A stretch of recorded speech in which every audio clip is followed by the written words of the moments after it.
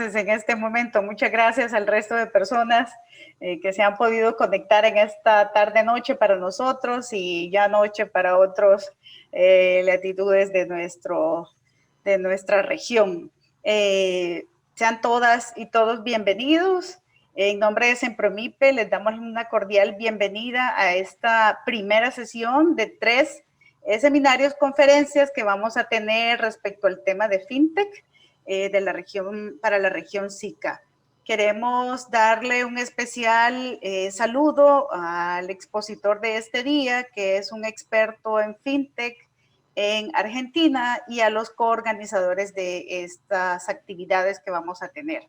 Hemos llevado a cabo, o vamos a llevar a cabo esta primera conferencia y las otras 2 de la otra semana, gracias también a la colaboración y coordinación de la Asociación FinTech de Guatemala, así que pues, si está por ahí Natalia, muchas gracias.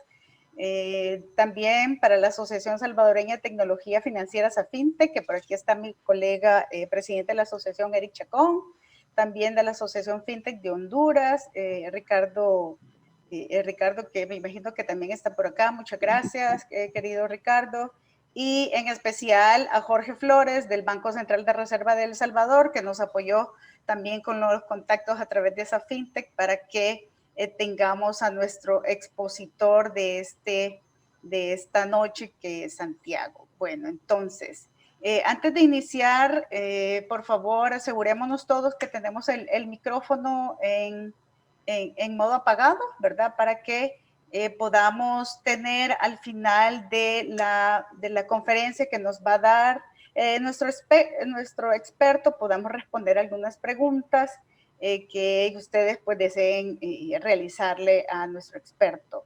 Entonces, también les queremos compartir que en Zoom tienen ustedes habilitado por allí el chat para que puedan poner ahí sus preguntas en el transcurso de la conferencia. Las vamos a estar tomando en cuenta para poder después pasar a un proceso o un espacio de preguntas y respuestas que va a estar dirigido por Eric Chacón, presidente de ASAFintech. También informarles que estamos grabando esta sesión, lo que podrá permitir que todos y todas la vuelvan a ver este contenido, los que han estado aquí presentes y los que no, en nuestro canal de YouTube de Sempromipe, así es que por eso los invito a que se unan a YouTube, en la cuenta de Sempromipe, también en nuestras redes sociales, en Facebook, Instagram y Twitter. También las presentaciones y todo el material de apoyo les serán enviados a sus respectivos correos con el cual se inscribieron.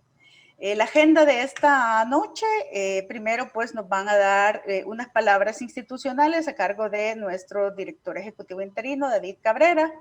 Vamos a pasar después a una sesión de esta noche con la conferencia denominada Regulación FinTech en Latinoamérica, el caso de Argentina, y vamos a tener un espacio de discusión de aprendizaje a través de las respuestas a todas las preguntas que ustedes nos hagan por escrito allí en el chat, ¿verdad? Al ponente, y que si quieren después ampliar, pues les vamos a poder habilitar el micrófono para que la puedan hacer también a viva voz.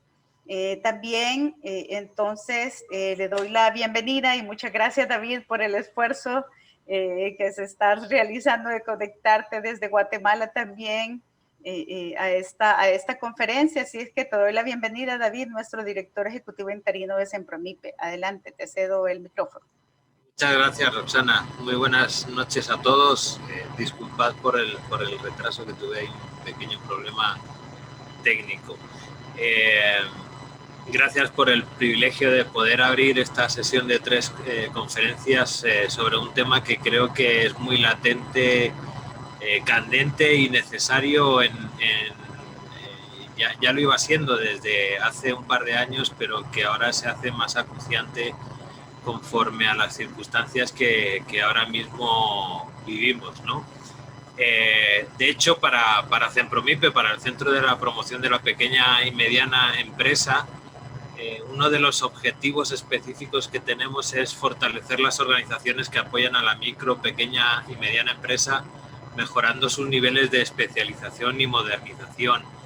Eso lo hemos llevado a diferentes instrumentos, tanto políticos como técnicos, y uno de ellos, que son los lineamientos de la política regional MIPYME que aprobaron los presidentes de Centroamérica en diciembre de 2019, hay un componente específico de esos lineamientos que habla sobre el financiamiento de las MIPYMES y especifica que este financiamiento debe invertir creativamente en el futuro de las mismas. Y uno de los puntos claves que tiene ese componente y que nos insta a hacer es la revisión, adecuación y flexibilización del ordenamiento jurídico que regula el tema de las microfinanzas, el acceso a crédito, las inversiones de riesgo, los esquemas de garantía y precisamente las nuevas fintech. Desde nuestro trabajo diario y temático que la agenda regional MIPYME nos marca y que nuestro consejo directivo también ha apuntalado muy bien desde el 2018, y dentro del eje de incidencia en política pública enfocado en el entorno financiero para la mejora de ese entorno para el acceso de la MIPYME, el eje de mejora del entorno financiero es clave en este tema. Y considerando además que la inclusión financiera es un tema que está siendo fuertemente abordado por diferentes verticales de la industria de las tecnologías financieras, creemos que como organismo regional debemos estimular la articulación que desde cada uno de los países de la región se está desarrollando en el tema. Hay muchas maneras de incidir en el tema de la política pública. Y una de ellas, creo que además la que nos tiene reunidos el día de hoy, es el tema de adquirir conocimientos y la educación en el tema fintech. Conocer las buenas prácticas y el camino recorrido de países que han avanzado en la adopción de estos nuevos instrumentos financieros nos sirve para tomar una ruta correcta y acelerar las acciones que contribuyan a mejorar el entorno de la tecnología financiera. Por eso creemos que este espacio de formación, que está dirigido a personas empresarias de fintechs, miembros del ecosistema regional, tomadores de decisión de entidades regulatorias y supervisoras y encargados de inclusión o educación financiera de las entidades MIPYMES de los países de la región SICA, es crucial. Como responsables de articular regionalmente y aprovechar los procesos de la integración centroamericana específicamente para las MIPYMES, estos esfuerzos no los podemos hacer solos, y en esta ocasión hemos coordinado esfuerzos como lo anticipaba Roxana con la Asociación Fintech de 3 países, donde pues reitero mis saludos a Eric Chacón de la Asociación Salvadoreña de Tecnología Financieras, a Fintech, que nos comparte las tertulias Fintech, a Natalia Pinzón de aquí de Guatemala por incluir en el menú de eventos Fintech a Cenpromipe, y a Ricardo Irías de la Asociación Fintech de Honduras, quien ha sumado también en todo su esfuerzo de difundir el evento. Agradezco especialmente a Santiago Mora y a Ignacio Carballo, que a lo largo de estas 3 jornadas estarán compartiendo su experiencia, conocimiento y recomendaciones para la región, que también nos acompañaron en el SICA Emprende.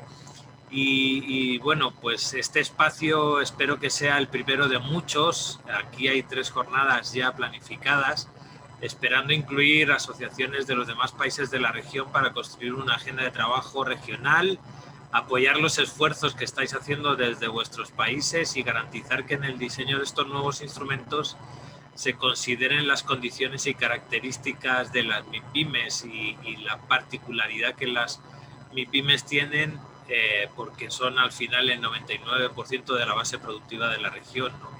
Y se convierten también además en un cliente atractivo para la industria.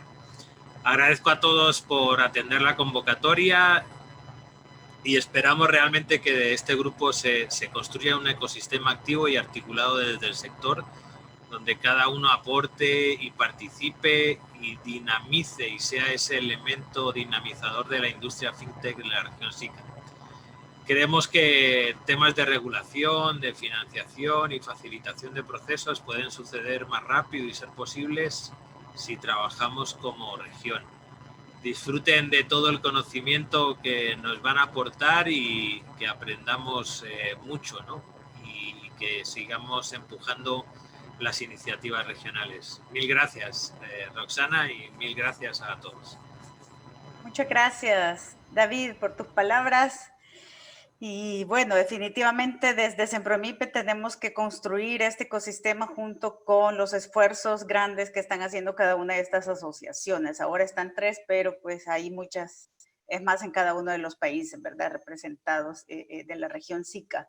Ahora les voy a presentar a nuestro expositor de esta conferencia, que es Santiago Mora. Él es abogado y máster en Derecho y Economía. También es socio de GPG, Advisor Partner, director y docente de programas sobre FinTech Lab en la Universidad de San Andrés, en la Universidad Torcuato Di Tella y en la Universidad de Buenos Aires. Investigador en el Centro de Estudios y Tecnología y Sociedad, CETIS. Y también Santiago es integrante de la Mesa de Innovación Financiera del Banco Central de la República de Argentina y lo fue para el periodo de 2018-2019.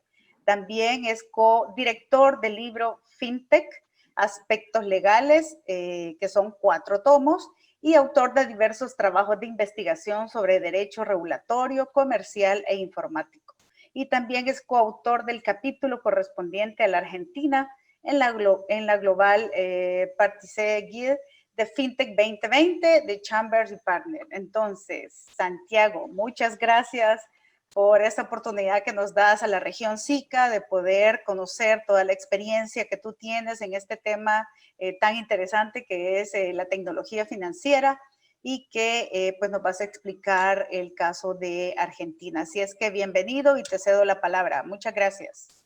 Bueno, muchas gracias Roxana, David, la Asociación FinTech de El Salvador, Guatemala, Honduras y Sempropime. Es para mí realmente un placer y un honor, y gracias a Jorge Flores que intervino y gestionó el encuentro. La realidad es que yo les voy a contar digamos, el proceso en el que estamos en Argentina y van a ver que seguramente no es tan distinto o los debates o las disyuntivas o las dudas que tenemos en Argentina, compartiéndoles la experiencia que tenemos ahí, pero van a ver, me parece que los procesos son similares, y los debates son similares, y las dudas que tenemos son similares, porque creo que el común denominador en todos los países es que, si bien hay apuestas e ideas que guían políticas, pero tampoco hay certezas absolutas, y hay ajustes constantes de timón.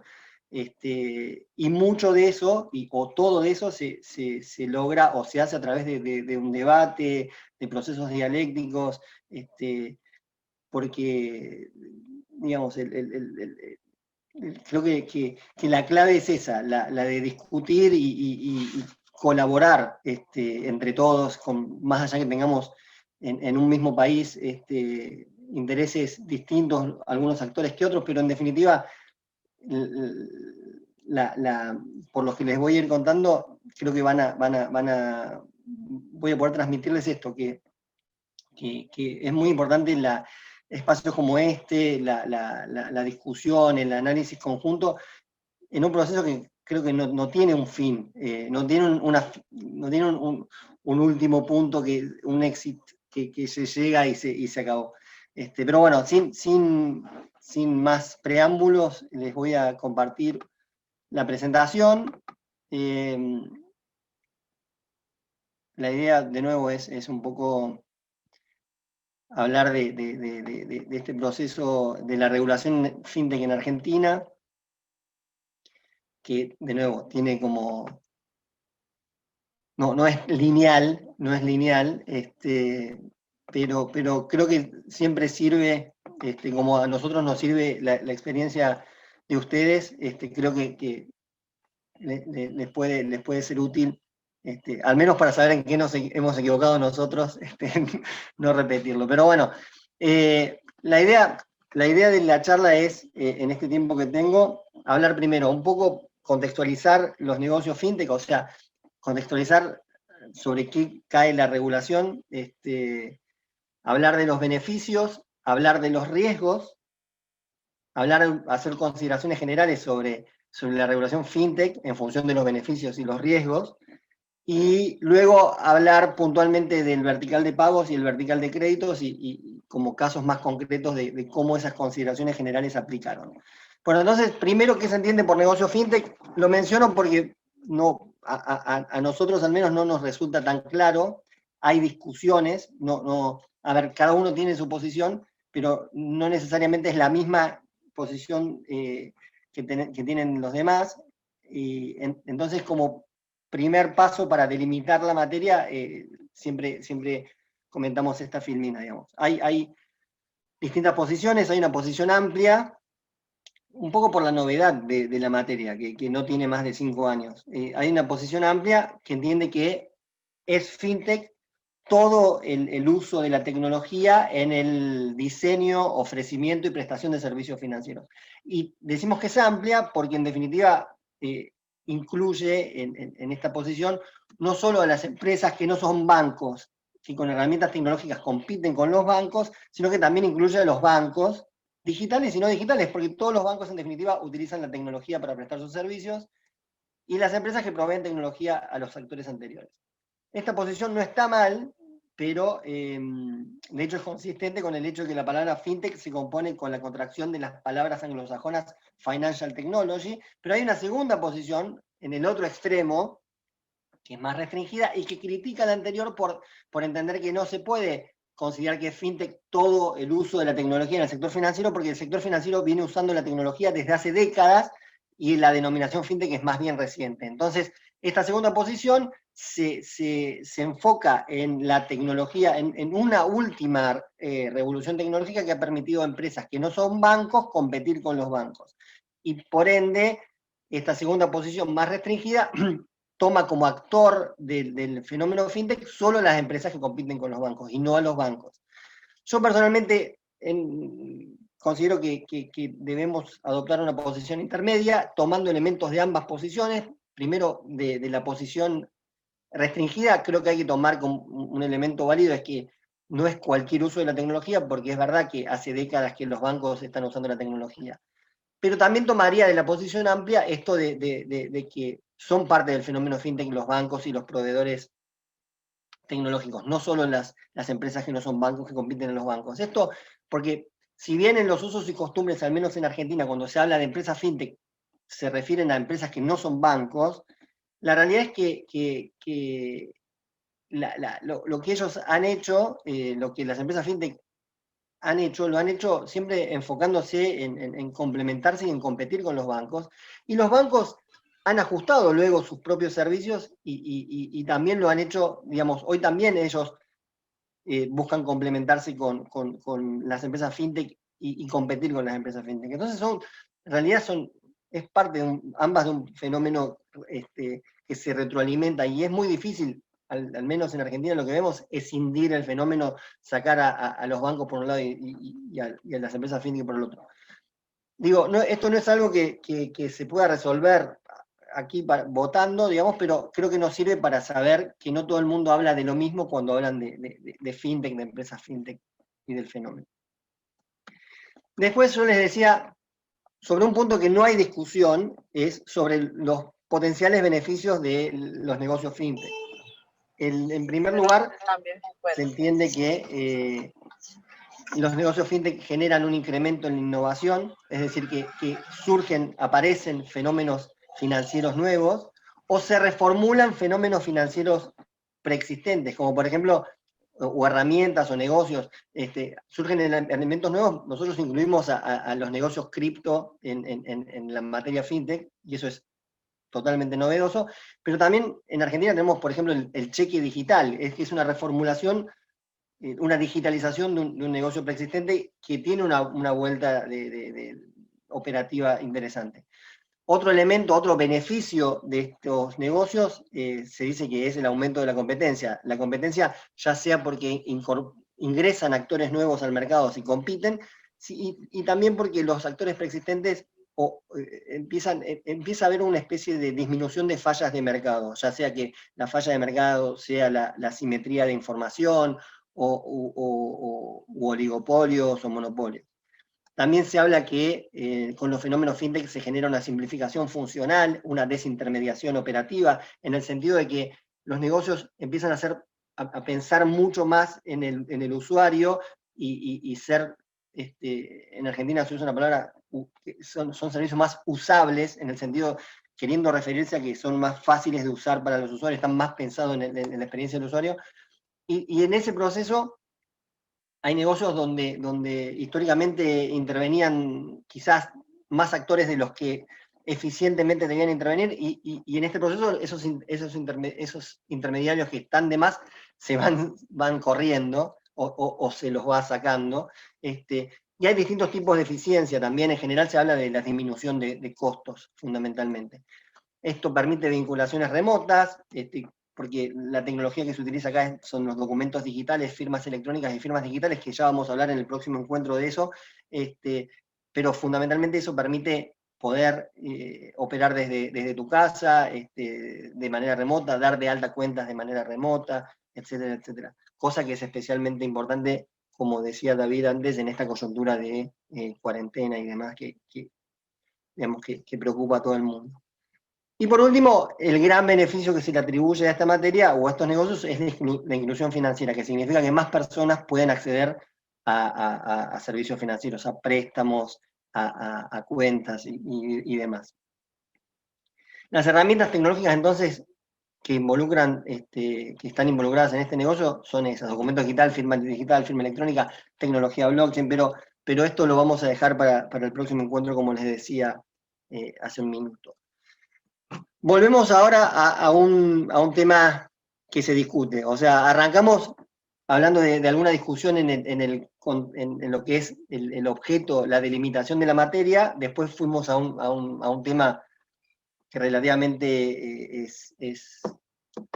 hay consensos, que son los beneficios de la materia, pero ahora vamos a hablar de los riesgos de la materia, o de las diferencias entre las empresas fintech y los bancos en lo que es la actividad.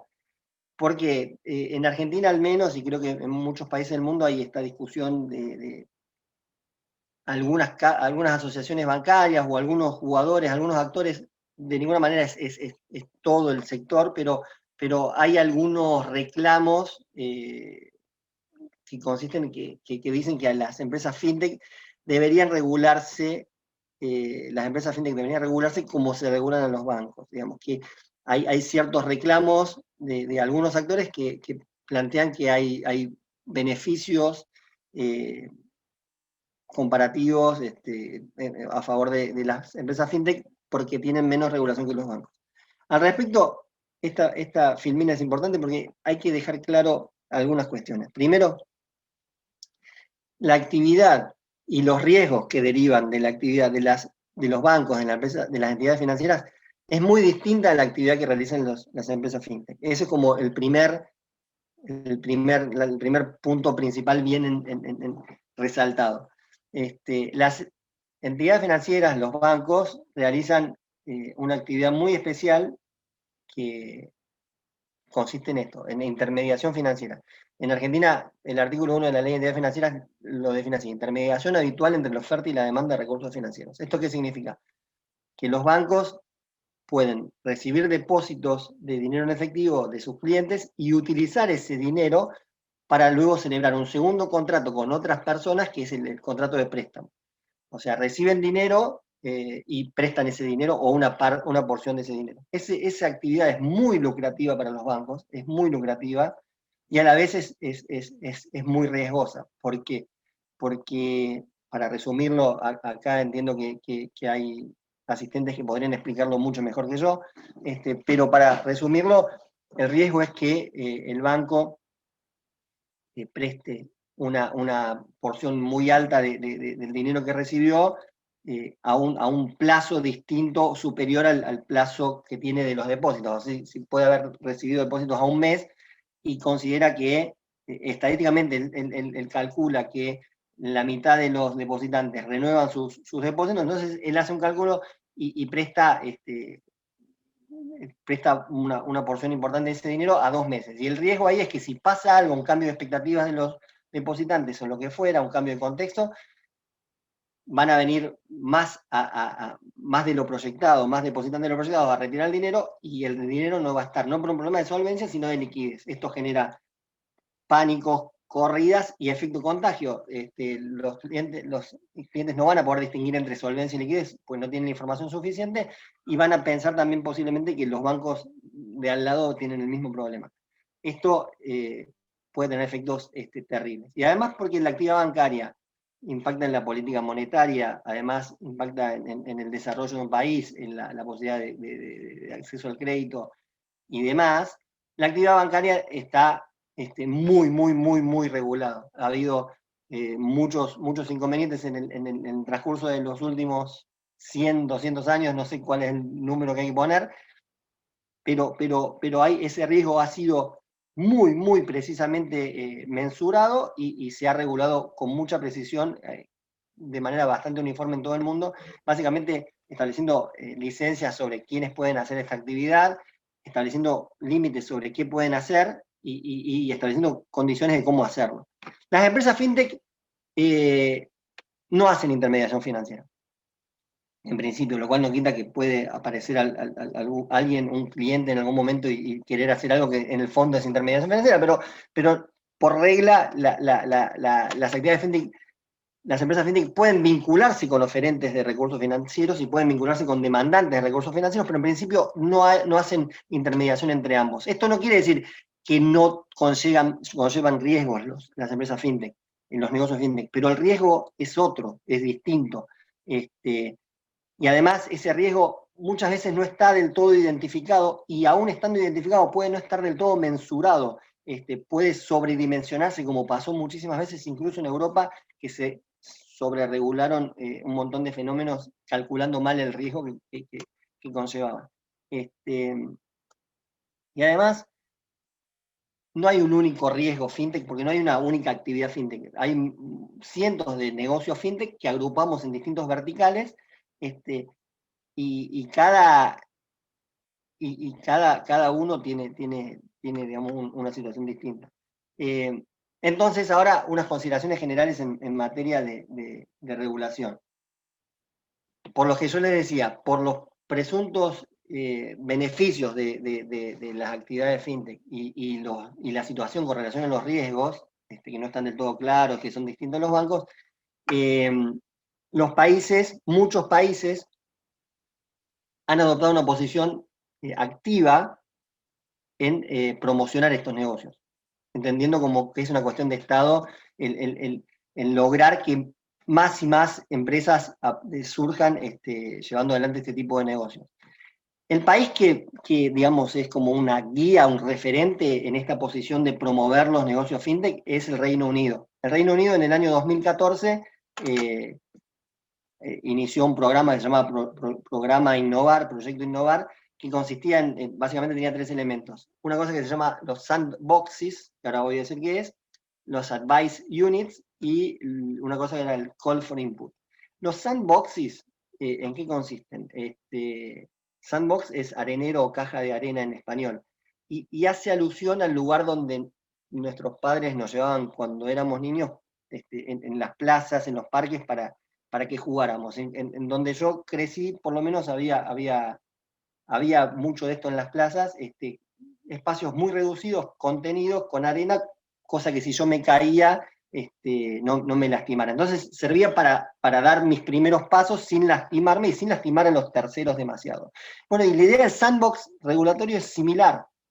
Lo que se quiere generar es un contexto seguro para que las empresas, las startups nuevas, con proyectos nuevos que no se conocen del todo, puedan dar sus primeros pasos sin lastimarse y sin lastimar a los terceros demasiado. Los terceros básicamente son los usuarios. Entonces, ¿en qué consiste básicamente? El regulador le otorga un permiso, una licencia provisoria a la empresa fintech que lo requiere, para que empiece a operar. Una empresa que tiene un negocio que no se sabe bien qué regulación le aplica, el regulador le deja empezar a funcionar sin muchos requerimientos regulatorios, pero sí con un especial deber de información. El regulador lo deja empezar a jugar, pero le exige que le informe especialmente todo lo que va sucediendo. Entonces, esto es doblemente beneficioso. Es beneficioso para la empresa, que puede ir al mercado de a poco, con inversiones, porque esto le da certeza para conseguir inversores, y sin la preocupación de estar metiéndose en problemas. Y al regulador le permite algo que es valiosísimo, que es hacerse de mucha información para en una segunda instancia regular, ya cuando se cuenta con la suficiente información, se cambia la regulación, la licencia de provisoria definitiva, y con un marco jurídico bien tailor-made, bien a medida del negocio y del riesgo, digamos. El segundo elemento de este programa del Reino Unido era el Advice Units, que era básicamente que vos pudieras consultarle al regulador sobre tus dudas sobre la regulación, cosa que es especialmente útil. Y el Call for Input son como mesas de reunión entre distintos actores del sector, bancos, fintech, sociedad civil, academia, donde se debate, básicamente qué se necesita para cada negocio, si hace falta alguna regulación adicional, quitar regulaciones, etcétera, etcétera. En Argentina no tuvimos el sandbox, no tuvimos Advice Unit, pero sí tuvimos esto último en lo que se dio llamar Mesa de Innovación Financiera del Banco Central. Si bien digo, hay países que han tomado esta posición que yo mencionaba primero, de promover, hay otros países que no la han tomado, al menos así, digamos, como programa estratégico. En cualquier caso, no hay nada color de rosa, no hay nada, digamos, demasiado fácil para los negocios fintech, porque en nivel regulatorio, porque aunque haya un regulador promoviendo, en un país no hay un solo regulador, hay muchos reguladores, cada uno tiene su competencia, cada uno tiene su sombrerito y su interés. Entonces puede perfectamente suceder que la autoridad monetaria quiera promover la apertura de cuentas de manera remota, cuentas de pago o cuentas bancarias de manera remota, con el onboarding digital, pero la autoridad que lucha contra el lavado de dinero de activos pide reforzar las medidas de conocer a su cliente, y entre esas dos objetivos puede haber roces y demás. Además de que también hay roces cuando aparecen negocios totalmente nuevos. Cada organismo puede analizarlo desde su competencia y darle naturaleza jurídica distinta. Esto pasó, por ejemplo, en Estados Unidos cuando apareció Bitcoin y las criptomonedas. Cada organismo lo entendió como le parecía, no hubo coordinación, y esto también genera problemas. Ni hablar, en Argentina tenemos muchos casos en los cuales las autoridades tributarias de la nación y de las provincias también intervienen, estableciéndoles obligaciones de retención y de información a los distintos jugadores de los negocios cripto, de los negocios fintech en general, generando también a veces distorsiones y problemas operativos grandes, digamos. Entonces, no es fácil, creo que en ningún escenario, el desarrollo regulatorio de estos negocios. Pero no es para hablar mal del sector público, tampoco hay una posición uniforme en el sector privado. En la industria hay mucha discusión también, al menos en Argentina lo vemos mucho. Hay actores que postulan que hace falta más regulación, algunos actores postulan que estamos bien con la regulación que tenemos, hay algunos actores que postulan que hay que desregular, y otros que dicen que hay que autorregular. Y dentro de cada posición, además, hay distintas fundamentos o finalidades. Hay los que quieren regulación, algunos quieren regulación porque han identificado el riesgo específico de cada negocio y quieren contenerlo para que haya confianza en el consumidor, que no haya ningún suceso que genere desconfianza en el negocio. Pero también hay algunas empresas que quieren regulación como para generar barreras de entrada. Esto es real, para evitar que entren más actores y le compitan. Hay otras empresas que quieren regulación para que los actores consolidados los dejen jugar, o sea, que la regulación le aplique a los actores ya instaurados para que colaboren de alguna forma con el ingreso de los actores nuevos. Y hay algunos actores que quieren regulación simplemente para darse vuelta y buscar inversores, porque también es verdad que los inversores en buena medida van a poner más dinero en un proyecto si tienen la certeza de que la regulación, de que están, digamos, bien en regla y que no hay un riesgo vinculado a la regulación. Y dentro de las posiciones que no quieren regulación, hay algunos que no quieren regulación porque entienden que en tal negocio el riesgo todavía no se identificó, o estando identificado no está del todo mensurado, pero también hay otros que tienen una finalidad o tienen una motivación más filosófica libertaria y entienden que la regulación por definición está mal, entonces que no se deben entrometer. Digo, hay toda una discusión sobre si la regulación sí, no, antes de empezar a pensar cómo va a ser la regulación. Entonces, es realmente problemático. Y además, esto un poco lo dije antes, y esto es muy importante, existen distintos verticales de negocios, que ya vamos a ver qué son, digamos, y cada uno tiene además distintos negocios. Cada vertical, lo adelanto, son categorías o categorizaciones de negocios donde agrupamos un montón de negocios que pueden ser muy distintos entre sí. Los agrupamos, en cada vertical hay algo que quizás tengan en común todos estos negocios, pero además de eso que tienen en común, tienen un montón de cosas distintas.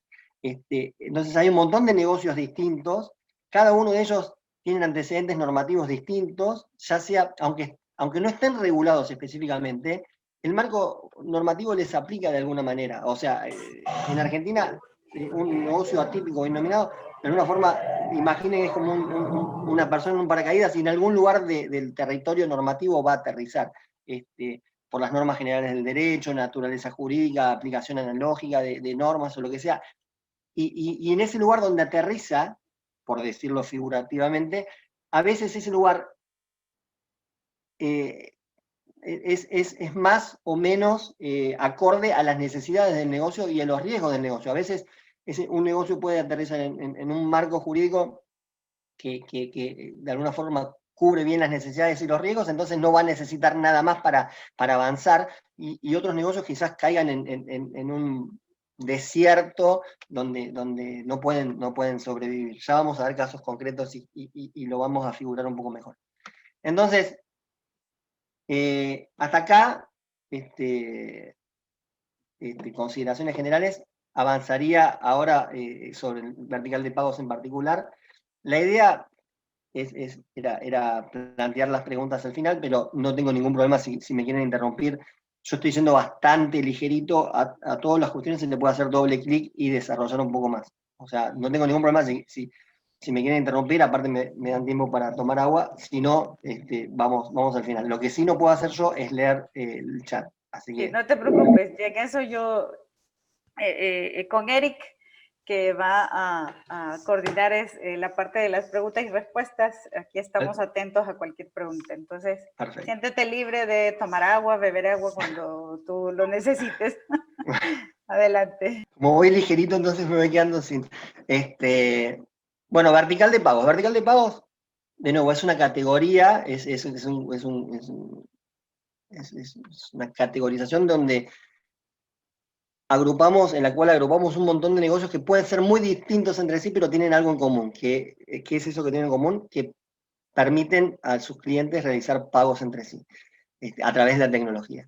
El vertical de pagos es un vertical, a mí personalmente me resulta muy, muy interesante, pero es un lío, es muy complejo. Y acá en esta filmina quiero transmitir porque yo entiendo que es muy complejo. Primero, por lo que decía antes, hay muchas categorías de negocios, de sistemas de pago, y que se pueden agrupar de distintas maneras. Yo vengo usando una clasificación que es esta, sistema de prepago, pago instantáneo y postpago, que no es perfecta. Hay otras, y yo en algún momento esta la voy a tener que dejar de utilizar, pero la verdad que todavía me sirve, digamos. Esta me permite a mí hacer una primera aproximación a cualquier negocio nuevo, entre comillas, más allá que te digan pago con el celular, pago con QR, pago con el aro, pago con el collar, pago con la pulsera, siempre más allá de esa superficialidad de cómo pago, yo generalmente lo puedo encuadrar en una de estas tres categorías. ¿A qué me refiero? Sistema de prepago son los sistemas en los cuales el usuario entrega al administrador del sistema dinero para afectarlo al pago de productos o servicios que adquirirá en el futuro. Esto es lo que en el derecho comparado se llama dinero electrónico, que son las tarjetas prepagas o las billeteras digitales donde los usuarios cargan dinero y lo usan después. Después están los sistemas de pago instantáneo, que son aquellos sistemas en los cuales el usuario entrega al administrador del sistema dinero para afectarlo al pago de bienes o servicios que está adquiriendo en ese mismo instante. Por ejemplo, la tarjeta de débito o las transferencias bancarias, ¿por qué no? Y los sistemas de postpago, el usuario entrega al administrador del sistema dinero para afectarlo al pago de productos o servicios que adquirió en el pasado. En este caso es el caso de las tarjetas de crédito. Digo, esto no termina acá, digo que es complejo porque muchas veces un mismo negocio se puede ubicar en alguna de estas primeras tres categorías y no obstante eso saltar ocasionalmente a alguna otra categoría. En Argentina, por ejemplo, tenemos el caso de, hay una tarjeta de transporte, prepaga de transporte, que se llama SUBE, y la SUBE es una tarjeta de prepago, pero ocasionalmente, si uno se queda sin saldo, te permite seguir usándola como con crédito. Entonces ahí tenés un caso fácil de entender de cómo un mismo negocio puede pivotear entre distintas categorías. Después, otra cosa que lo hace complejo es que los negocios de las distintas categorías se vinculan fuertemente entre sí, fuertemente. Por ejemplo, las billeteras digitales, las billeteras donde se carga dinero, lo que son esquemas de dinero electrónico, suelen prever que la carga de dinero, lo que se llama cash in, se haga con transferencias bancarias, tarjetas de débito o tarjetas de crédito. Y en este contexto, como la tarjeta de crédito, por ejemplo, que yo puedo usar para cargar una billetera digital, no tiene que ser necesariamente del mismo titular, las billeteras digitales pueden funcionar como agregadores, agrupadores o facilitadores de pago de tarjeta de crédito. ¿A qué me refiero? Permitiendo que un comercio que no está adherido a una red de tarjeta de crédito acepte pagos de tarjeta de crédito. ¿A qué me refiero? Imagínense que yo tengo una florería en la peatonal de Buenos Aires y cada tanto pasa alguien que me quiere pagar un ramo de flores con tarjeta de crédito. Yo le digo, mire, no puedo aceptar su pago con tarjeta de crédito porque ya fui varias veces al adquirente de Prisma, de Visa, de Mastercard y de todos esos, y ninguno me quiere dar de alta como comercio porque no cumplo con los requisitos que ellos consideran que debo tener. Hasta que me doy cuenta que yo puedo darme de alta en Mercado Pago, en un sistema de cuentas prepagas, de billeteras digitales, de dinero electrónico, y me doy de alta en una de esas cuentas, y la próxima vez que alguien me quiere pagar con tarjeta, le digo, sí, págueme con tarjeta, cargándome mi billetera con su tarjeta. Y no se lo voy a decir así, le voy a decir, págueme con QR, que es la forma que en Argentina se utiliza mucho, el Mercado Pago usa mucho para pagar como facilitador de pago. Y en ese contexto, desde la cabeza del pagador, él está pagando con tarjeta de crédito, y desde la cabeza del comercio está cobrando con su billetera digital, digamos, como comercio adherido al sistema de prepago. Entonces, ahí se genera una combinación de las que yo les decía, cómo se conjugan las distintas negocios de distintas categorías. Esto genera muchos problemas o muchos desafíos. Primero que hay distintos tipos de negocios que compiten entre sí, pero a la vez tienen que colaborar de alguna manera entre sí. Y otra derivación de eso es que el encarecimiento de una de las categorías que mencioné antes puede derivar en el encarecimiento de negocios de la otra categoría, porque hay conexiones. Y viceversa, si surgen negocios más baratos en alguna de estas categorías, pueden derivar en que sea barato todo el sistema de pago. Y otra razón por la cual acá es complejo, les decía, es que en un mismo negocio puede haber distintos subnegocios o mercados. Esto se ve claramente en los sistemas de tarjeta de crédito. En los sistemas de tarjeta de crédito no hay un solo, en lo que hace a competencia antitrust, no hay un solo negocio, no hay un solo mercado, como puede ser el mercado de los fideos o el mercado del arroz. Hay un vendedor de arroz y un comprador de arroz. En los sistemas de tarjeta de crédito hay distintos mercados en términos de competencia.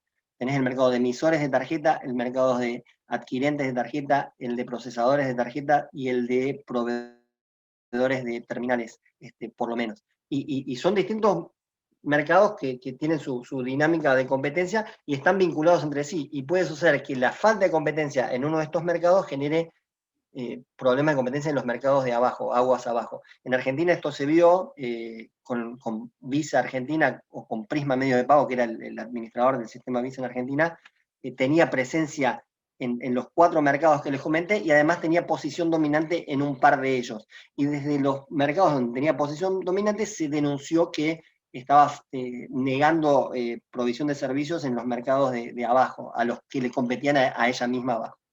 Y además, en este vertical de pagos existen importantísimas asimetrías de información y altos costos de transacción. Hay un montón de jugadores, no todos tienen la información, hay complejas relaciones contractuales entre ellos. Y por esto, en el derecho comparado se entiende que los estados deben, es conveniente que intervengan, pero no necesariamente, o no solo para regular a los jugadores nuevos, no solo para regular el dinero electrónico, sino también para tratar de ajustar, para tratar de influir de alguna manera para que la competencia fluya, para que no se trabe, porque se entiende que la competencia sola muchas veces se traba, si no siempre. En Argentina, una razón adicional de complejidad para los abogados, digamos, al menos para su análisis, es que la regulación del vertical de pagos está diseminada. No hay una regulación, no hay una norma del vertical de pagos. Tenemos muchas normas. Y eso puede ser un problema grave, porque aparte cada norma se refiere quizás a los mismos fenómenos con palabras distintas, o hablan de fenómenos parecidos que no son exactamente lo mismo, entonces eso genera realmente complejidad adicional. ¿Qué normas tenemos en Argentina? La ley de tarjeta de crédito, que es del 1999, que es una ley que en principio parecía muy mala porque era muy oscura, muy vaga, pero esa oscuridad terminó siendo una virtud porque le permitió proyectarse en el tiempo, digamos. No trabó el desarrollo del sector. La ley de tarjeta de crédito aplica a las tarjetas de crédito y también en alguna medida a las tarjetas de débito. La ley de entidades financieras aplica a los bancos y a las tarjetas de débito y a las transferencias bancarias y a los emisores de tarjeta de crédito bancaria. El Banco Central de la Argentina es autoridad de aplicación de las 2 leyes que les comenté antes y en ese carácter fue dictando mucha normativa también. Aplica también el Código Civil y Comercial, las reglas de pago, las reglas de las obligaciones, etcétera, etcétera. Aplica la ley de lavado de activos, que la ley de lavado de activos regulaba originariamente solo a los emisores de tarjeta de crédito y débito, y cuando eso se reglamentó por la UIF, nuestra autoridad de aplicación local, ahí lo amplió, incluyó los agregadores, incluyó la tarjeta a las tarjetas prepagas, pero no a las billeteras prepagas. Armó un poco un lío ahí, no es un buen caso de regulación lo que pasó en ese punto. Tenemos la Ley de Defensa del Consumidor y distintas normas tributarias que les adelanté hace un ratito que también armaron un poco un lío también con regímenes de retención y de información que hacen a veces muy pesado el labor de los administradores y muy inconveniente el sistema para los comercios, digamos. Atentan contra la adhesión de estos sistemas, que en definitiva es lo que el Estado argentino al menos quiere, digamos, que haya más adhesión de los comercios para combatir el pago en efectivo que digamos, tiene mucho margen de evasión tributaria. Santiago, aquí una pregunta. Sí. En esta vertical de pagos me imagino que están las billeteras electrónicas. Sí. Cuando estamos hablando de los saldos que se mantienen en las billeteras electrónicas, ¿no hay ahí alguna discusión que tenga que ver con el tema de captación de depósitos? Sí. Les cuento, ahí lo tenía para esta filmina, porque tiene que ver con las novedades del último año. En realidad, en el último año se reguló el régimen de las billeteras digitales, del dinero electrónico, en definitiva, y se estableció algo con relación a los saldos. En Argentina la doctrina discutió, antes de esta normativa que ahora la voy a explicar, pero en Argentina se discutió si esos saldos, si esa carga de saldo era una especie de captación de fondos y caía, era como una especie de depósito bancario. Se analizó, no tanto, pero lo analizamos, yo lo analicé, y no, varias personas lo analizaron, y la conclusión que se llegó, aunque era no tenía la claridad quizás óptima, pero la conclusión que se llegó es que no era captación de depósitos, captación de fondos, siguiendo un poco la línea de Europa. En Europa se reguló, pero en la misma normativa siempre se encargaron de separar la naturaleza jurídica de esta carga de saldos con la captación de depósitos. No es fácil, y sobre todo en países como el de Argentina, que la ley de entidades financieras no es del todo clara sobre el objeto de la ley pero la posición que se impuso en Argentina fue esa, que esa carga de saldo no era captación de depósitos. El central dio una manito para antes de la regulación, para que no haya discusión. En la página web del Banco Central creo que todavía está, había no era un acto administrativo, era una especie de grafiquito en la página web del Central que decía, se ve que para mí fue como el pedido de alguien de aclaración, decía sistemas electrónicos no regulados o no bancarios, y aclaraba que, pero era algo, no era algo oficial, digamos, como norma.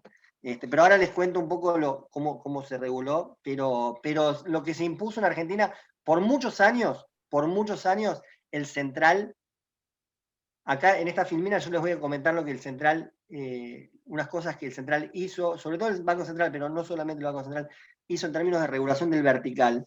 Pero la posición principal del central, o fundamental del central, era que iban a tratar de no regular, iban a tratar de dejar jugar para que el ecosistema se desarrollara solo, entendiendo esto con esto que regular antes de tener identificados los riesgos era casi por definición sobre regular, porque es como tratar de adivinar los problemas que pueden llegar a haber, y el central dijo, digamos, mientras todavía no haya mucho volumen y no haya una necesidad imperiosa de regular, vamos a tratar de no regular.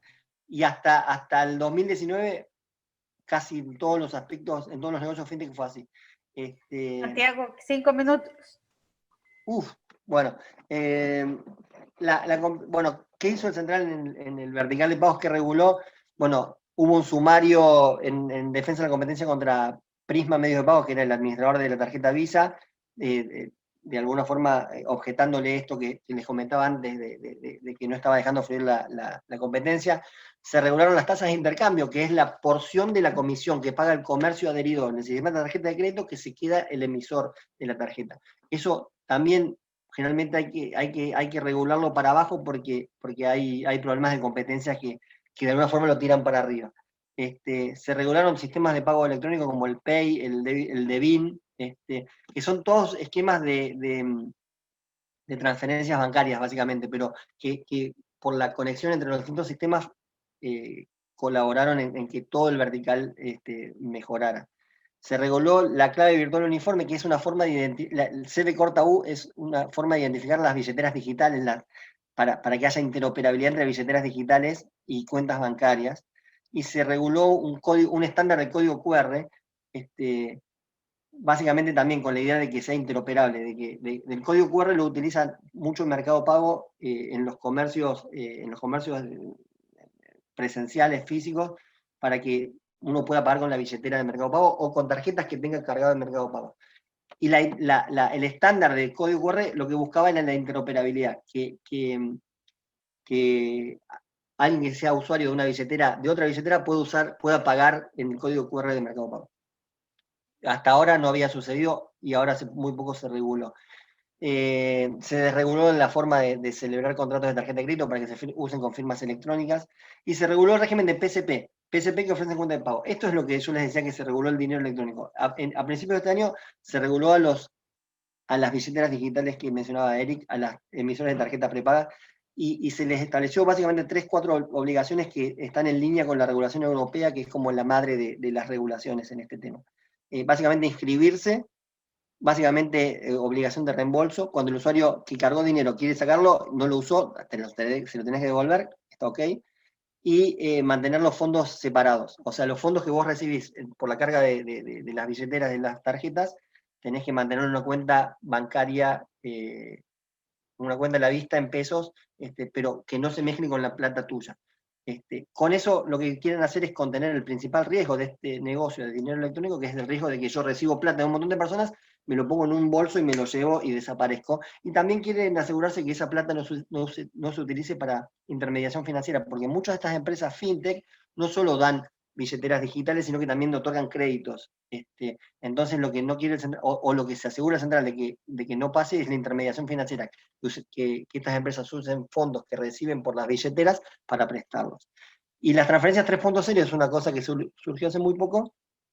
Lo que hace, el central reguló la interoperabilidad. No se ponían de acuerdo los jugadores sobre técnicamente ya estaba el código QR interoperable, técnicamente ya estaba, no había ningún problema tecnológico, pero no había un acuerdo comercial. No se ponía de acuerdo Mercado Pago con el resto de las billeteras sobre cuánto de la comisión que Mercado Pago cobraba al comercio se repartía, se le daba a la otra billetera. Y el central ahora, hace un par de semanas, intervino y dijo, bueno, esta es la tasa de intercambio. Y en el vertical de créditos hay distintas posibilidades de negocio también, préstamos con capital propio que se hacen online, y esquemas de financiamiento colectivo. Hay más esquemas, pero digamos, hay esquemas bancarios, de mercado de capitales y cripto incluso, pero no los ponemos aquí. Los esquemas de préstamos online con capital propio es como una reformulación del préstamo tradicional, de las empresas financieras tradicionales, digamos, el contrato subyacente es el mismo, es un mutuo.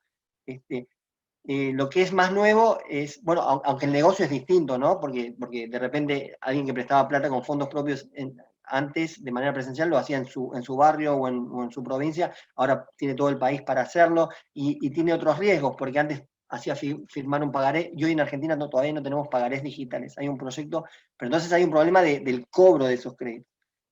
Pero también, por el otro lado, tienen mucha más información personal de los tomadores de crédito, entonces hacen otro scoring mucho más robusto e inteligente, pero bueno, te genera un frente también con la ley de protección de datos personales. Y después los esquemas de financiamiento colectivo tienen estos son negocios nuevos, tienen una sola persona que toma el crédito, pero la particularidad es que las personas que financian, no hay una sola. Del lado de que financia hay un colectivo de personas, una multitud, por eso se llama crowdfunding en general o financiamiento colectivo en general.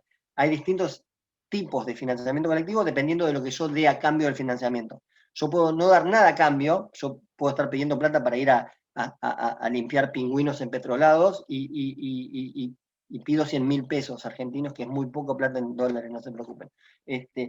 Y la plata que me dan, cuando yo me meto en una plataforma, digo, por favor, denme financiamiento para esto, y consigo que 1.000 personas me den, o que 100 personas me den 1.000 pesos cada uno.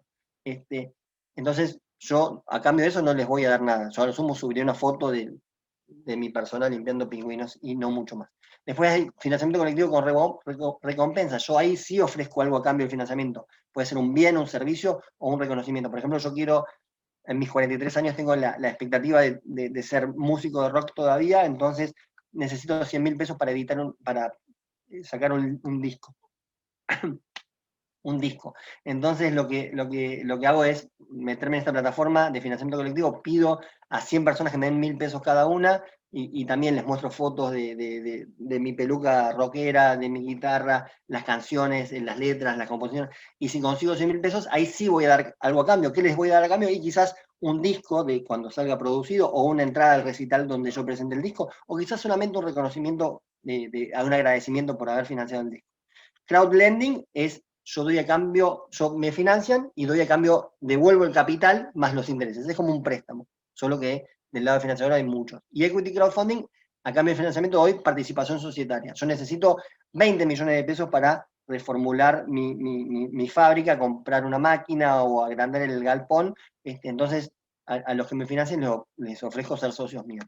Las normas aplicables a todo esto van variando también, no hay una norma única en el vertical de créditos. El Código Civil y Comercial, el régimen de mutuo, el régimen de la donación, el régimen de la compraventa de productos o servicios, la ley de defensa del consumidor, salvo cuando sea crowdfunding, puede no aplicar la ley de defensa del consumidor, porque el que está financiando ahí también podría ser consumidor, digamos. Es esa multitud que está financiando 1.000 pesos cada uno de esos 100, no son proveedores netos, al menos. La ley de protección de datos personales, acá hay mucho uso de datos personales, la ley de firma digital es muy, muy importante, ya vamos a ver en el próximo encuentro en Argentina cómo se regula, pero básicamente yo te voy a estar dando dinero con contratos que celebro de manera digital, entonces es importante que ese contrato esté de alguna forma bien plasmado. La ley de entidades financieras, en Argentina se discutió si aplicaba en lo que es crowd lending, cuando yo te devuelvo el capital de intereses. Y la posición que se impuso es que el crowd lending no hace intermediación financiera, lo que hace es mediación financiera, en el sentido de que une puntas. La plataforma acá le dice a la gente, júntense, ustedes préstenle a él, pero no es que como en la intermediación que yo recibo depósitos de uno y yo soy el que presta. De todas formas, es difícil la implementación de eso, porque por ahí yo en la teoría puedo decir, esto es mediación, pero en la práctica hay que ver cómo se plasma. Y por último, la ley de mercado de capitales estaría aplicando en principio, o aplicaba en principio de todos los casos que les reseñé en la filmina anterior, aplica en los casos de crowdfunding, de equity crowdfunding, cuando yo doy a cambio participación societaria, porque hoy yo lo que estoy haciendo es haciendo oferta pública de valores, de mis acciones como valores. Entonces, de todos esos esquemas que yo les comenté, el único que se reguló en un primer momento es el equity crowdfunding, porque si no se regulaba el equity crowdfunding era imposible de realizar. Entonces, porque las plataformas no iban a poder cumplir con los requisitos en la oferta pública de valores, porque están pensando los requisitos de la oferta pública de valores están pensados para empresas mucho más grandes y financiamientos mucho más grandes. Entonces lo que hizo la Argentina es regular especialmente como una especie de islita en la ley de mercado de capitales, armó un lugar mucho más liviano para estos proyectos. Que tan liviano no fue porque la verdad que no surgieron muchos. Con el diario del lunes vimos como que no fue tampoco una buena regulación.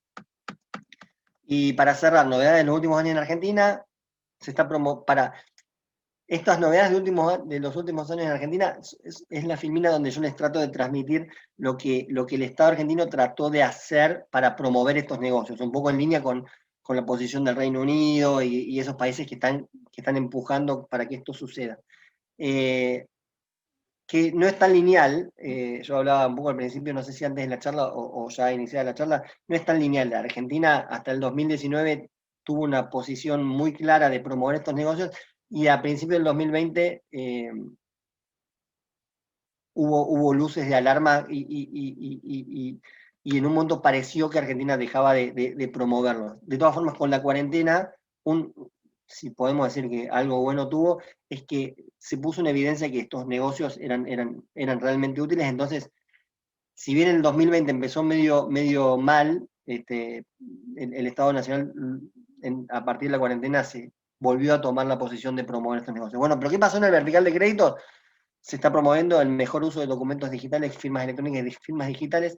Tenemos el Registro Nacional de las Personas en Argentina, el RENAPER, liberó un servicio para las empresas fintech, para que hagan un mejor onboarding digital.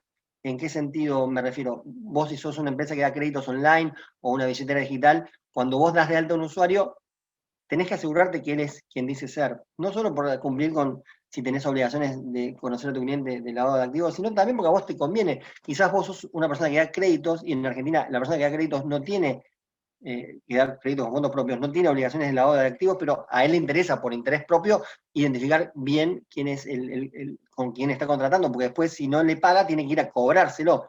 Y bueno, y el RENAPER abrió un servicio por el cual estas empresas fintech le pedían a sus usuarios en el onboarding digital, le pedían una foto, la foto del DNI y alguna otra cosa más, y esa información la empresa fintech se la mandaba al RENAPER y el RENAPER la contrastaba con las fotos que tiene en su base de datos de los DNI, de los pasaportes, y también corroboraba que la información que daba estaba correcta. Entonces, la verdad que es un muy buen servicio, que desgraciadamente no lo da gratis, y creo que lo cobra más de la cuenta, porque no todas las empresas fintech en Argentina lo están usando, porque a veces no te conviene económicamente, pero es un gran servicio. Se reguló el equity crowdfunding, como les comentaba, que era de las modalidades de crowdfunding, era la única que caía en el desierto, del desierto más crudo, entonces necesitaba algo para hacerlo vivir, que no fue lo suficiente, porque no vivió.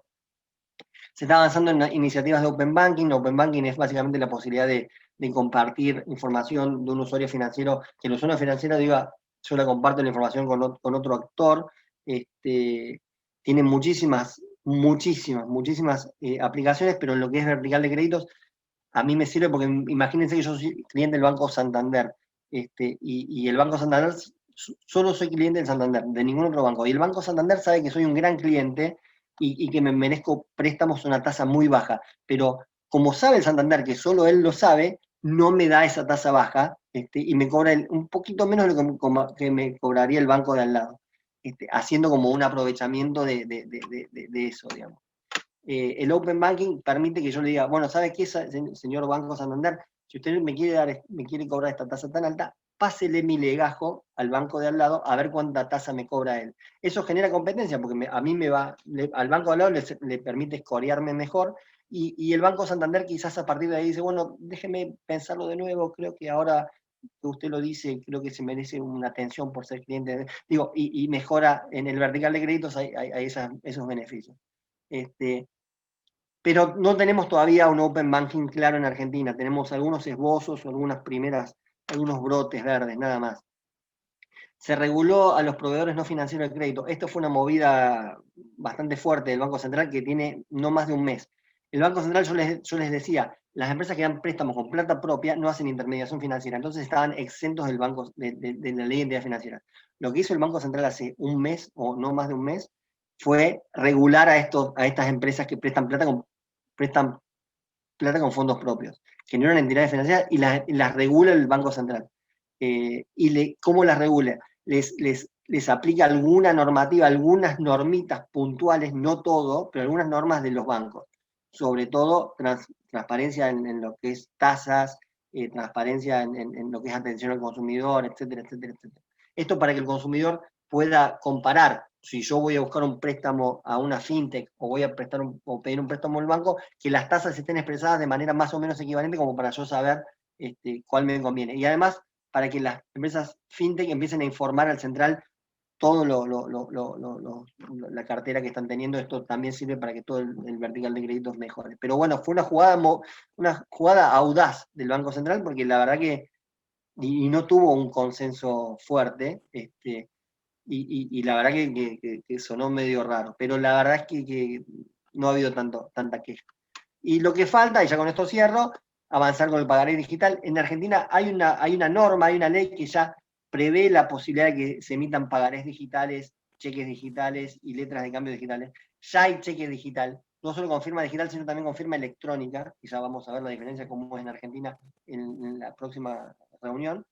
Pero no tenemos el pagaré digital, no se avanzó en la última milla de la reglamentación del pagaré digital. El pagaré digital es una gran necesidad del vertical de créditos para cobrar sus deudas. Y de hecho le han quitado en el último año a la fintech de crédito algunas herramientas que venían teniendo. Entonces, hoy es un gran problema, además de la coyuntura del COVID y demás, para estas empresas cobrar esto es como algo que falta, ¿no? Bueno, listo. Yo ahora abrimos a preguntas, perdón si me excedí un poquito. Excelente, Santiago, excelente presentación. Tenemos ahí un par de preguntas que vamos a empezar rápidamente a hacértelas. La primera es de Margarita, que pregunta acerca de si en Argentina existen análisis o récords crediticios novedosos para MIPYMES, porque han escuchado que hay algo similar, que ocupan nuevas tecnologías para hacer este tipo de análisis crediticios, y si conoces, pues explicarnos un poquito en qué consiste. Hay mucho esfuerzo de las empresas fintech del vertical de crédito, hay mucho esfuerzo en compensar estos problemas que yo les comenté que tienen en lo que hace al cobro. Hoy por hoy, iniciar un juicio ejecutivo, que son juicios rápidos, está fuera de posibilidades. Esperamos que a mediano plazo se corrija, pero hoy no están. En ese contexto, las empresas más importantes del sector del vertical de créditos, todas han invertido mucho dinero en armar motores, en desarrollar motores que procesen información de los usuarios y hagan un scoring lo más preciso posible de anticiparse quién sería un buen pagador, quién no sería un pagador. Y toman información que a veces parece inocua, información que quizás que los bancos no están usando y que quizás uno que no está en el tema puede entender que esa información es relevante, pero es información que introducida a un sistema de machine learning da resultados, con todos los problemas que tiene el machine learning también. En principio, esos desarrollos son privados, o sea, Mercado Pago en Argentina, la empresa más grande en Argentina es Mercado Libre, que es una sola empresa que tiene Mercado Pago, Mercado Créditos, Mercado Envíos, tiene distintas unidades de negocio, pero es una sola empresa. Mercado Créditos, que es la unidad de negocios de Mercado Pago que da créditos, ellos tienen una capacidad de hacer un scoring extraordinaria, porque ellos comenzaron dándole préstamos a los comerciantes que recibían sus pagos en Mercado Libre. Entonces tenían una dimensión del flujo de fondos que tienen ellos que no tienen, o sea, que no existía en el mercado. Además de su interacción, su buena respuesta, su trato con los usuarios, ellos armaron creo que es el más desarrollado en Argentina, pero es de ellos no lo comparten. Afluenta tiene el suyo propio, Money tiene el suyo propio, y hay proveedores privados que prestan ese servicio a distintas empresas en general. Y tal vez eso es relevante, esa pregunta es relevante de los análisis crediticios porque si hablamos de pymes, hay muchísimo, dentro de ese mercado hay muchísimas personas que tienen su emprendimiento propio, pero que también tienen mal récord crediticio. Entonces estos novedosos sistemas de evaluación de crédito permiten entrar, y especialmente a las empresas de tecnología, entrar mucho más abajo en la pirámide y poder alcanzar ese mercado. Bueno, está claro, y esta última medida que yo ya al final hablaba muy rápido, les comenté que el Central reguló a los proveedores no financieros de crédito. Esto, que el Central reguló a las empresas que otorgan créditos con fondos propios, no solo las fintech de crédito, sino también a las empresas que dan préstamos de manera presencial. Parte de las obligaciones de esa regulación es darle mucha información al Central. Entonces va a haber mucha información pública. La parte buena de esta regulación, que no cayó bien en todos los actores, pero la parte esencialmente buena de esta regulación es que todos los actores van a tener que informar al Central su cartera, cómo está compuesta, y eso seguramente va a favorecer un buen scoring. Hay proyectos también, en línea con lo que mencionabas vos, Eric, hay proyectos también que tienen que ver, que usan la blockchain y esa tecnología, que buscan de alguna forma generar una identidad digital que no sea tan lineal como los bancos hasta ahora en Argentina usaban los buró de crédito, el registro del Central, y si vos estabas ahí mal, o no, listo, quedabas afuera. Hay como intentos de desarrollar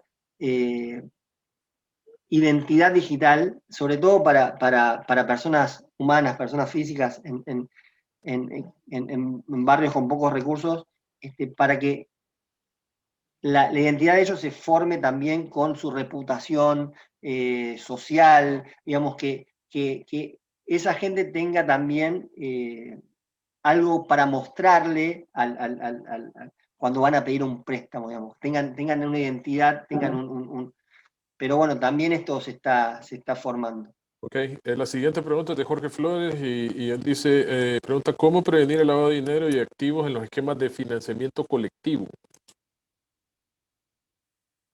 Y en el esquema de financiamiento colectivo hay que ver cuánto riesgo real hay. En Argentina no están regulados Afluenta entiendo que no está regulada, y el resto de los casos entiendo que, no sé el de equity crowdfunding se reguló, pero no estaba originariamente. En Argentina hay también un debate porque hemos tenido casos donde también hubo sobreregulación, digamos, desde el régimen de lavado de activos. Y muchas veces un régimen muy pesado en lo que es lavado de activos puede también destruir un negocio. En Argentina pasó, yo les comentaba, con las tarjetas prepagas, cuando la UIF reguló a los emisores de dinero de tarjeta de crédito, incluso amplió digamos, el universo de sujetos obligados e incorporó a los emisores de tarjeta prepaga. Los emisores de tarjeta prepaga en Europa no estaban incluidos. En Europa los emisores de las tarjetas prepagas podían ser anónimas hasta un cierto monto. O sea, se entendía que las tarjetas prepagas estaban enfocadas más que nada a micropagos y demás, y que la misma lógica del sistema llevaba a que fueran hasta cierto monto innominadas, no personalizadas. Y en Argentina teníamos, hasta en el 2012, cuando esto se reguló, teníamos dos grandes actores muy grandes, emisores de tarjeta prepaga, y los dos eran anónimos. Tenían la posibilidad de ser nominadas o no nominadas. Pero eran por montos cargas muy bajas. Cuando la UIF reguló que tenían que ser nominadas. Y destruyó el negocio de las tarjetas prepagas para micropagos. Pues ya no era. Lo que quiero decir es, creo que hay que hacer un análisis muy detallado de los riesgos de lavado de activos de cada. Hay que hacer un enfoque basado en riesgos de cada negocio antes de incorporarlo como sujetos obligados. En Argentina, el crowdfunding de equity, entiendo que está incluido, pero entiendo que el resto de los casos no, aunque ahora tendría que verlo un poco mejor. Melissa Alvarado pregunta también, Santiago, ¿cómo fue el proceso regulatorio del inicio de neobancos en Argentina? ¿Existió algún apoyo inicial de parte del sector público? Sí, es buena pregunta. Cuando empezaron a aparecer las fintech, estas cada vez con más volumen, y los bancos empezaron a levantar algunas inquietudes o preocupaciones, una forma de comprimir que encontró el Banco Central fue también flexibilizando el régimen de los bancos, porque también estaba sobredimensionado el régimen de los bancos en Argentina, digo, en el rigor. Y había algunas cosas que no estaban ayornadas. Teníamos en Argentina una ley de firma digital del 2001 que admitía el uso del documento digital, firma electrónica y firma digital, pero la normativa del Banco Central, no estaba ayornada, no había incorporado esos conceptos que eran por ley. Entonces, a partir del 2015, el Banco Central fue ajustando su normativa, sus comunicaciones, permitiéndole a los bancos usar un pleno uso de estas herramientas, dando de alta cuentas bancarias de manera remota, como las daban las billeteras digitales, dándole esa posibilidad a los bancos también.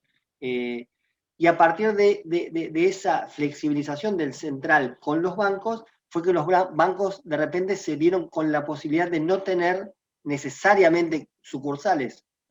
Las podían tener si querían, pero podían no tenerlas. Entonces, a partir de ese momento fue que en Argentina se empezaron a desarrollar mucho los home banking, las plataformas de home banking, y empezaron a aparecer bancos 100% digitales.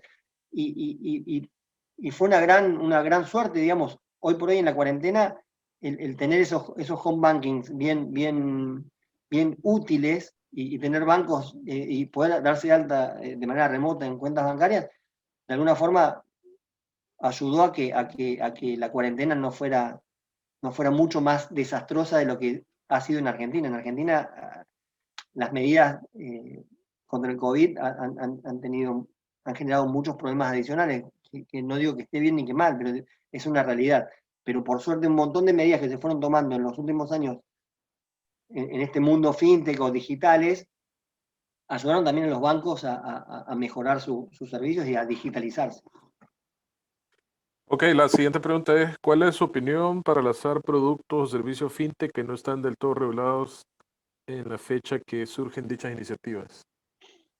Es una excelente pregunta. De Giovanni Durán, por cierto.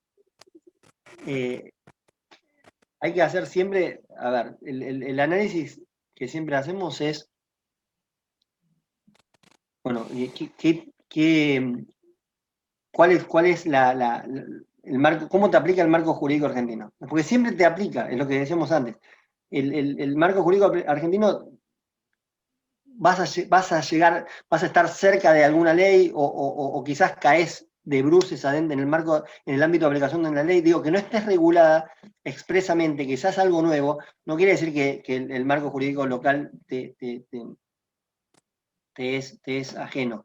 Entonces, en ese análisis inicial que uno hace, uno va a identificar, digamos, si hay alguna contingencia de alguna norma en la cual, digamos, estés cayendo o el regulador pueda entender que estás cayendo. Entonces, cada análisis es muy particular. Hay algunos casos donde, como les mencionaba, el de crowdfunding de equity, no estaba regulado, pero la recomendación de todos los abogados era no lo hagas porque, aunque no esté regulado, van a entender que estás incumpliendo la ley de mercados de capitales, pero la regulación de dinero electrónico, como preguntabas vos, Eric, la contingencia ahí era si podía analizar que es una captación de depósitos. Y el análisis que se hizo fue, estudiándolo mucho, hay un montón de argumentos para sostener razonablemente que esto no es captación de depósitos, que eso es algo distinto, y en ese caso los proyectos avanzaron. Digo, hay algunos proyectos que pueden avanzar ante la falta de regulación y otros que no tanto. Y en los que no tanto, hace falta, digamos, ese diálogo con el regulador y con el Estado para que haga algo al respecto. Listo. Y la última pregunta te la hago yo. ¿Cuántas billeteras electrónicas hay en Argentina operando? Y si opera alguna especie de reserva de liquidez para los fondos que manejan en las billeteras. Muchas billeteras, ahora que se estableció el régimen de inscripción, cuando se reguló los PSP que ofrecen cuentas de pago, que son básicamente... igual el concepto de billetera es muy amplio, ¿no? Porque hay también billeteras, proveedores de billeteras para criptoactivos, digamos. Yo me enfoco, Eric, en tu pregunta entiendo que hablamos de lo que es dinero electrónico en Europa, digamos, ¿no? Las Claro, cuentas prepagas, digamos. Correcto. Hoy por hoy, inscriptas en el registro central, creo que debe haber algo así como entre 20 y 30, pero hay muchísimas que todavía no han salido inscriptas, que han pedido la inscripción y todavía no han sido inscriptas. Muchas de las cuales operaban antes y siguen operando. Entonces, yo no tengo el número exacto, pero te diría como algo así como 50, pero estoy tirando un número. Y el régimen con relación a los fondos es el que les comenté antes, que los tiene que tener el 100% de esos fondos en una cuenta bancaria de afectación. Entonces esa plata no hay encajes, porque no es que esa plata una parte puedes usarla y esa parte y otra parte no. Nada se puede usar, tiene que estar plata que entra a la billetera o a la tarjeta prepaga, esa plata tiene que estar separada y digamos, no está disponible para préstamos ni para operaciones de la empresa ni nada. Ok, listo. Entonces termina las preguntas. Le paso el micrófono a Roxana de nuevo. Gracias, Santiago. Gracias, Eric. Muchas gracias, Eric. Muchas gracias a ti, Santiago. Muy buenas preguntas, muy buena moderación. Muchas gracias, Eric, por este esfuerzo. A ti, Santiago, yo sé que estás haciendo un gran esfuerzo, que ya en Argentina pues ya son más de las 10:30, así es que muchas gracias a estuvo todos. contenido, sí, los niños Sí, no aparecieron, sí. por suerte. Así, por suerte. No, pero así es la cosa, no importa, y los hubiéramos saludado también. Bueno, para decirte que yo aquí tengo a mi mascotita que no se me quita de aquí porque ya es hora de atenderlo a él, pero bueno. Les agradecemos a todas y todos por haber participado. Les esperamos el próximo lunes 7 de diciembre, donde tendremos además de Santiago, pues también a Ignacio, grandes expertos en este tema también, en el cual estaremos hablando de la firma, factura de identidad digital, buenas prácticas en Latinoamérica. Les recuerdo que este video se estará subiendo al canal de YouTube de Sempromipe también, para que pues lo vamos a poner a disposición de otras personas que no pudieron participar y a ustedes pues para que lo puedan volver a escuchar. Mil gracias. Mil gracias, Santiago. Disculpen, no había puesto mi cámara y yo enseñándoles a mi mascota que, mira, ve, aquí está, ya quiere que la atienda. Pero bueno. Muchas gracias, Eric. Sigamos evangelizando en el tema de los fintech para toda la región. Desde Sempromipe les agradecemos a todos y a todas por participar. Nos vemos el próximo 7 de diciembre a las 6 p.m. también. A ti, Santiago, muchas gracias. Feliz noche. Muchas gracias a ustedes. Nos vemos el lunes. Feliz noche para todas y todos. Gracias, hasta luego, Roxana, gracias. Hasta luego, Eric, gracias.